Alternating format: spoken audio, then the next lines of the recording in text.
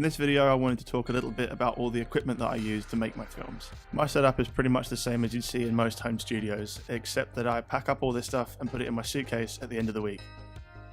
Let's start with my computer. I'm using a mid-2012 MacBook Pro with a 2.5 GHz dual-core i5 processor and the Intel HD 4000 graphics. So it's pretty basic, but I added a 1TB media drive and a 500GB SSD. I also installed 16 gigs of RAM. This machine is ancient, and is not the most powerful either, but I'm pretty impressed with what it can pull off.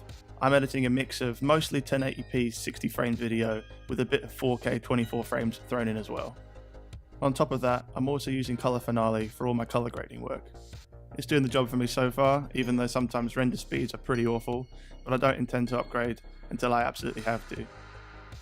As you can see, my cable management isn't great, but that's all part of editing on the road. Editing on a 13-inch screen is not that fun, so I added a 24-inch external monitor. I went with the BenQ IPS designer monitor, mostly because I wanted more screen space for Final Cut Pro, but also because this is a color calibrated monitor that has 2K resolution. Moving on to my mouse, of course, it's the Logitech MS Master. There are tons of positive reviews for this mouse online, and as far as I'm concerned, they're all spot on. With all of its programmable buttons and extra features, it's really streamlined my editing process and made life much easier for me. For recording my voiceovers, I'm using the Neewer NW700. This is a fantastic budget condenser microphone. I've been really happy with it so far while I've been learning the ins and outs of audio recording. And for just under $40, including a boom arm and a pop shield, I really have no complaints. To run the microphone into the computer, I'm using the Behringer Q502 USB audio interface. It's got 5 inputs including 1 XLR and it delivers phantom power.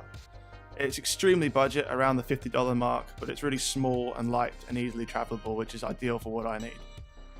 To monitor my audio, I'm using the Sony MDR7506 headphones. I love these headphones. They're super comfortable, they sound great, they're ideal for this kind of activity, but also sitting on a bus or sitting on a plane. They don't require too much power, so I can plug them into my phone. They're everything that I was after. And again, as far as headphones go at least, they're reasonably budget at around the $70 mark. Traveling with all this equipment isn't easy, but I've managed to make it work so far. I've got a few ideas as to how I might condense the setup, so stick around to see how it changes in the future. I'm also planning on making a what's in my bag video, so you can see how I pack all of this away and take it on tour with me. I recently decided to upgrade my camera gear. I've ordered the Sony A7s along with a bunch of new lenses and a tripod, which I'll talk about more in another video. Coming up is some test footage that I shot in the hotel in Cleveland using the A7s and my new Canon FD lenses. This is like 10 minutes after getting my 14mm lens. This is the 14mm Rokinon Cine lens T3.1, so that's f2.8. I should probably shoot this way so you can actually see me.